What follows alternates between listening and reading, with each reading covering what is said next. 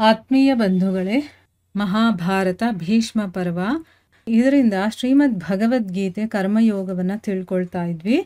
ಓದ ಭಾಗದಲ್ಲಿ ಅರ್ಜುನ ಪ್ರಶ್ನೆ ಮಾಡ್ತಾನೆ ಕೃಷ್ಣನಿಗೆ, ನಿನ್ನ ಜನ್ಮ ಈಗಾಗಿರುವಂಥದ್ದು ಈ ಕಾಲದಲ್ಲಿ, ಆದರೆ ಸೂರ್ಯನ ಜನ್ಮ ಕಲ್ಪದ ಆದಿಯಲ್ಲೇ ಆಗೋಗಿತ್ತು.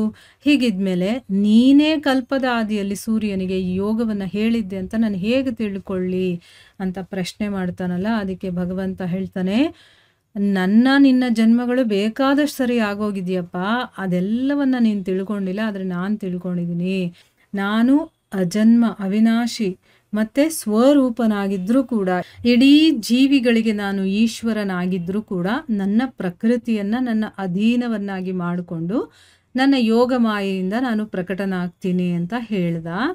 ಈಗ ಮುಂದುವರೆದು ಹೇಳ್ತಾನೆ ಭರತ, ಯಾಕಂದರೆ ಅವನು ಭರತ ವಂಶದಲ್ಲಿ ಹುಟ್ಟಿರೋನಲ್ವ, ಅದಕ್ಕೋಸ್ಕರ ಯಾವಾಗೆಲ್ಲ ಧರ್ಮದ ಹಾನಿ ಆಗುತ್ತೋ ಮತ್ತು ಅಧರ್ಮದ ವೃದ್ಧಿ ಆಗುತ್ತೋ ಅವಾಗೆಲ್ಲ ನಾನೇ ನನ್ನ ರೂಪವನ್ನು ರಚನೆ ಮಾಡ್ಕೊಳ್ತೀನಿ. ನಾನು ಹೇಗೆ ಬರಬೇಕು, ಯಾವಾಗ ಬರಬೇಕು ಅಂತೆಲ್ಲ ನಾನೇ ಡಿಸೈಡ್ ಮಾಡ್ಕೊಳ್ತೀನಿ ಅಂತ. ಯಾಕೆ ಹೇಳ್ತಾ ಇದ್ದಾನೆ?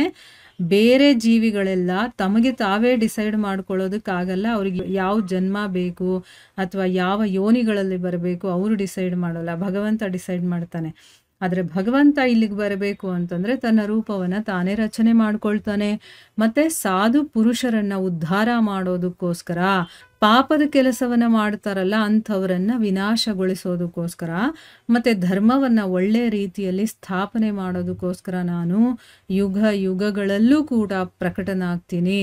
ಅರ್ಜುನ, ನನ್ನ ಜನ್ಮ ಮತ್ತು ಕರ್ಮ ಇದೆಯಲ್ಲ, ಇದು ತುಂಬಾ ದಿವ್ಯವಾಗಿರುವಂಥದ್ದು ಅಂತ ಯಾವ ಮನುಷ್ಯ ತತ್ವದಿಂದ ತಿಳ್ಕೊಳ್ತಾನೋ ಅವನು ಈ ಶರೀರವನ್ನು ಬಿಡ್ತಾನಲ್ಲ, ಆಗ ಮತ್ತೆ ಜನ್ಮವನ್ನು ತಗೊಳ್ಳೋದಿಲ್ಲ. ಯಾಕಂದರೆ ಅವನು ನನ್ನನ್ನೇ ತಿಳ್ಕೊಂಡಿದ್ದಾನೆ, ನನ್ನ ಬಗ್ಗೆ ಕಂಪ್ಲೀಟ್ ಅವನಿಗೆ ಜ್ಞಾನ ತಿಳುವಳಿಕೆ ಬಂದಿರೋದ್ರಿಂದ ಅವನು ಮತ್ತೆ ಜನ್ಮ ತಗೊಳ್ಳುವಂಥ ಅವಶ್ಯಕತೆ ಇಲ್ಲ. ಆದರೆ ಅವನು ನನ್ನನ್ನೇ ಪಡ್ಕೊಳ್ತಾನೆ.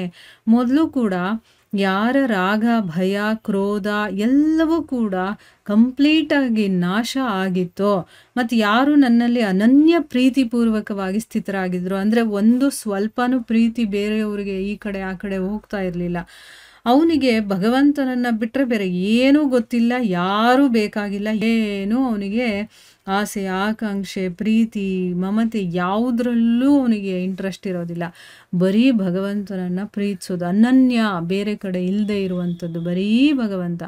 ಆ ರೀತಿ ನನ್ನಲ್ಲೇ ಪ್ರೀತಿಪೂರ್ವಕವಾಗಿ ಸ್ಥಿತರಾಗಿರ್ತಾರೋ, ನನ್ನಲ್ಲೇ ಆಶ್ರಿತರಾಗಿರುವಂಥ ಬಹಳಷ್ಟು ಭಕ್ತರು ಸರಿಯಾದ ಜ್ಞಾನರೂಪಿ ತಪಸ್ಸಿನಿಂದ ಪವಿತ್ರರಾಗಿ ನನ್ನ ಸ್ವರೂಪವನ್ನು ಪಡ್ಕೊಂಡಿದ್ದಾರೆ. ಅಂದರೆ ಏನು, ಆಲ್ರೆಡಿ ಮಾಡಿರೋರು ಬೇಕಾದಷ್ಟು ಜನ ಇದ್ದಾರೆ. ನೀನು ಒಬ್ಬನೇ ಅಲ್ಲ, ನಿನಗೆ ಹೇಳ್ತಾ ಇದ್ದೀನಿ ಅಂದರೆ ಆಲ್ರೆಡಿ ಇದನ್ನೆಲ್ಲ ಮಾಡಿದಾರಪ್ಪ. ಅದಕ್ಕೋಸ್ಕರ ನಿಂಗೆ ಹೇಳ್ತಾ ಇದ್ದೀನಿ, ಹೇಗಿರಬೇಕು, ರಾಗ ಭಯ ಕ್ರೋಧ ಎಲ್ಲ ಹೊರಟೋಗಿರಬೇಕು. ನೋಡಿ, ನಮ್ಮಲ್ಲಿ ಇನ್ನೂ ಆಸಕ್ತಿಗಳಿದೆಯಾ, ಭಯ ಇದೆಯಾ, ಕೋಪ ಇದೆಯಾ ಅಂತಂದರೆ ನಾವಿನ್ನೂ ಆ ಒಂದು ಸ್ಥಿತಿಗೆ ಬಂದಿಲ್ಲ ಅಂತ ಅರ್ಥ. ಭಗವಂತನನ್ನು ಇನ್ನೂ ನಾವು ಕಂಪ್ಲೀಟಾಗಿ ಒಪ್ಕೊಂಡಿಲ್ಲ ಅಥವಾ ಅವನನ್ನು ಪ್ರೀತಿಸ್ತಾ ಇಲ್ಲ, ಅವನಿಗೆ ಶರಣಾಗತರಾಗಿಲ್ಲ ಅಂತಲೇ ಅರ್ಥ. ನಮಗೆ ಭಯನೂ ಇರೋದಿಲ್ಲ, ರಾಗದ್ವೇಷಗಳು ಇರೋದಿಲ್ಲ, ಕೋಪನೂ ಇರೋದಿಲ್ಲ. ಆ ರೀತಿಯ ಒಂದು ಸ್ಥಿತಿ ನಮಗೆ ಬಂದಾಗ ನಾವು ಭಗವಂತನನ್ನು ಪಡ್ಕೋಬೋದು. ನನ್ನ ಸ್ವರೂಪವನ್ನೇ ಅವರು ಪಡ್ಕೊಂಡಿರ್ತಾರೆ ಅಂತ ಹೇಳ್ತಾ ಇದ್ದಾನೆ ಇಲ್ಲಿ ಭಗವಂತ. ಆಮೇಲೆ ಹೇಳ್ತಾನೆ, ಅರ್ಜುನನೇ, ಯಾವ ಭಕ್ತರು ನನ್ನನ್ನು ಯಾವ ರೀತಿ ಭಜಿಸ್ತಾರೋ, ನೀವು 1% ಭಜಿಸ್ತೀರಾ, ನಾನು ಕೂಡ ಅದೇ ರೀತಿ ಭಜಿಸ್ತೀನಿ. ನೀವು 10% ಭಜಿಸ್ತೀರಾ, ನಾನು ಅದೇ ರೀತಿ 100% ಭಜಿಸ್ತೀರಾ, ನಾನು ಅದೇ ರೀತಿ ಭಜಿಸ್ತೀನಿ. ಈಗ ಶುದ್ಧ ಭಕ್ತರು ಇರ್ತಾರಲ್ಲ, ಈಗ ಪುರಂದರ ದಾಸರಾಗಿರಬಹುದು, ಕನಕದಾಸರು ಮತ್ತು ದಾಸರು ಎಲ್ಲರೂ ಕೂಡ, ಮತ್ತು ಭಕ್ತರು, ಭಕ್ತ ಕುಂಬಾರ ಆಗಿರ್ಬೋದು, ಅನ್ನಮಯ್ಯ, ಈ ರೀತಿ ಭಗವಂತನಿಗೆ ಕಂಪ್ಲೀಟಾಗಿ ಸರೆಂಡರ್ ಆಗಿರುವಂಥವ್ರು. ನಾವು ಅಂದ್ಕೊಳ್ತೀವಿ ಭಗವಂತ ಅವ್ರಿಗೆ ಮಾತ್ರ ಕಾಣಿಸ್ಕೊಳ್ತಾನೆ, ನಮಗೆ ಯಾಕೆ ಕಾಣಿಸ್ಕೊಳ್ಳೋದಿಲ್ಲ ಅಂತಂದ್ಬಿಟ್ಟು. ಯಾಕೆ ಅಂತಂದರೆ ಅವರು ತಮ್ಮನ್ನು ತಾವು 100% ಸಮರ್ಪಣೆ ಮಾಡ್ಕೊಂಡಿರ್ತಾರೆ. ಆದರೆ ನಾವು 1% ಇಲ್ಲ. ಯಾಕಂದರೆ ನಮಗೆ ಬರೀ ನಮ್ಮದೇ ಚಿಂತೆ, ನಾವು ಹೇಗಿರ್ಬೇಕು, ನಾವೇನು ಮಾಡ್ಬೇಕು, ನಮ್ಮವ್ರು ಹೇಗಿರ್ಬೇಕು, ನಮ್ಮವರು, ನಂದು, ನಾನು, ಆಮೇಲೆ ಇದು ಬೇಕು ಅದು ಬೇಕು, ಇದರಲ್ಲೇ ಮುಳುಗಿರ್ತೀವಿ. ನಾವು ಭಗವಂತನಿಗೆ ಎಲ್ಲಿ ಜಾಗ ಇದೆ ನಮ್ಮ ಹತ್ರ? ಆದರೂ ಕೂಡ 1-2 ನಿಮಿಷ 5 ನಿಮಿಷ ಭಗವಂತನ ಸೇವೆ ಅಂದರೆ ಏನು, ಪೂಜೆ ಪುನಸ್ಕಾರ ಮಾಡ್ತೀವಿ ಅಂತ ಇಟ್ಕೊಳ್ಳಿ, 1-2 ಭಜನೆಗಳು ಆಡ್ತೀವಿ ಅಂತ ಇಟ್ಕೊಳ್ಳಿ, ಯಾರಿಗಾದರೂ 1-2 ವಿಷಯ ಹೇಳ್ತೀವಿ ಅಥವಾ ಕೇಳ್ತೀವಿ, ಇಷ್ಟಕ್ಕೇನೆ ನಾನು ಏನೋ ಮಾಡಿಬಿಡ್ತಾ ಇದ್ದೀನಿ ಅನ್ನೋ ರೀತಿ ನಮ್ಮನ್ನು ನಾವು ತೋರಿಸ್ಕೊಳ್ತೀವಿ. ಈ ತೋರಿಕೆ ಭಕ್ತಿ ಇದೆಯಲ್ಲ, ಇದು ಯಾವತ್ತೂ ಭಗವಂತನನ್ನು ಪಡೆಯೋದಕ್ಕೆ ನಮಗೆ ಸಹಾಯ ಮಾಡೋದೇ ಇಲ್ಲ. ಆಯಿತಾ? ನಮ್ಮನ್ನು ನಾವು ಸಮರ್ಪಣೆ ಮಾಡ್ಕೊಂಡಿದ್ದೀವಿ ಅಂತಂದರೆ ಯಾರಿಗೂ ನಾವು ಅದನ್ನು ಹೇಳ್ಕೊಳಕ್ಕೋಗಲ್ಲ, ಹೇಳ್ಕೊಳ್ಳುವಂಥ ನೆಸೆಸಿಟಿನೂ ಇರೋದಿಲ್ಲ. ನಾನೇ ನನ್ನನ್ನು ಭಗವಂತನಿಗೆ ಸಮರ್ಪಣೆ ಮಾಡ್ಕೊಂಬಿಟ್ಟಿದ್ದೀನಿ ಅಂದಮೇಲೆ ನಂದು ಅನ್ನೋದು ಏನೂ ಇರೋದಿಲ್ಲ. ಆಯಿತಾ? ಆ ರೀತಿಯ ಒಂದು ಸ್ಥಿತಿಗೆ ನಾವು ಬರಬೇಕು. ಅಂಥವ್ರ ಬಗ್ಗೆ ಇಲ್ಲಿ ಭಗವಂತ ಹೇಳ್ತಾ ಇರೋದು. ನನ್ನನ್ನು ಯಾರು ಎಷ್ಟರ ಮಟ್ಟಿಗೆ ಭಜಿಸ್ತಾರೋ ನಾನು ಅದೇ ರೀತಿ ಭಜಿಸ್ತೀನಿ. ಯಾಕೆ ಅಂತಂದರೆ ಎಲ್ಲ ಮನುಷ್ಯರು ಎಲ್ಲ ರೀತಿಯಿಂದಲೂ ಕೂಡ ನನ್ನ ಮಾರ್ಗವನ್ನೇ ಅನುಸರಣೆ ಮಾಡ್ತಾರೆ. ಈ ಮನುಷ್ಯ ಲೋಕದಲ್ಲಿ ಕರ್ಮಫಲವನ್ನು ಬಯಸುವಂತಹ ಜನರು ಯಾರನ್ನು ಪೂಜಿಸ್ತಾರೆ? ದೇವತೆಗಳನ್ನು ಪೂಜಿಸ್ತಾರೆ. ಯಾಕಂದರೆ ಆಯಾ ಒಂದು ಭೋಗಗಳು ಬೇಕು ಅಂದರೆ ಆಯಾ ದೇವತೆಗಳನ್ನು ಪೂಜಿಸ್ಬೇಕಾಗಿರತ್ತೆ.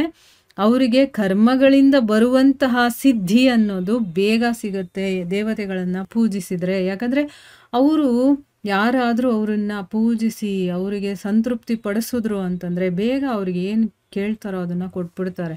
ಅದಕ್ಕೋಸ್ಕರ ಬ್ರಾಹ್ಮಣ, ಕ್ಷತ್ರಿಯ, ವೈಶ್ಯ ಮತ್ತು ಶೂದ್ರ ಈ 4 ವರ್ಣಗಳ ಸಮೂಹ ಇದೆಯಲ್ಲ, ಮತ್ತು ಗುಣ ಮತ್ತು ಕರ್ಮದ ವಿಭಾಗದಿಂದ ನನ್ನ ಮೂಲಕನೇ ಇದೆಲ್ಲ ರಚಿಸಲ್ಪಟ್ಟಿದೆ ಅಂತ ಹೇಳ್ತಾ ಇದ್ದಾನೆ. ಬ್ರಾಹ್ಮಣರ, ಕ್ಷತ್ರಿಯ ಈ ರೀತಿ 4 ವರ್ಣಗಳನ್ನು ರಚಿಸಿರುವವನೂ ನಾನೇನೆ, ಗುಣಗಳನ್ನು ರಚಿಸಿರುವನು, ಕರ್ಮಗಳನ್ನು, ಎಲ್ಲ ರೀತಿಯ ವಿಭಾಗ ಎಲ್ಲವೂ ಕೂಡ ನನ್ನಿಂದನೇ ಆಗಿರುವಂಥದ್ದು. ಈ ರೀತಿ ಈ ಸೃಷ್ಟಿ ರಚನಾದಿ ಕರ್ಮಗಳ ಕರ್ತಾರನಾದರೂ ಅವಿನಾಶಿ ಪರಮೇಶ್ವರನಾದಂತಹ ನನ್ನನ್ನು ನೀನು ವಾಸ್ತವದಲ್ಲಿ ಅಕರ್ತ ಅಂತಲೇ ತಿಳ್ಕೊ. ಇದನ್ನೆಲ್ಲ ನಾನೇ ಮಾಡ್ತಾ ಇದ್ರೂ ಕೂಡ ನಾನು ಅಕರ್ತ ಅಂತ ನೀನು ತಿಳ್ಕೊ. ಕರ್ಮಗಳ ಫಲಗಳಲ್ಲಿ ನನಗೆ ಸ್ಪೃಹೆ ಅನ್ನೋದಿಲ್ಲ, ಅದಕ್ಕೋಸ್ಕರ ನನಗೆ ಕರ್ಮಗಳು ಅಂಟ್ಕೊಳ್ಳೋದಿಲ್ಲ.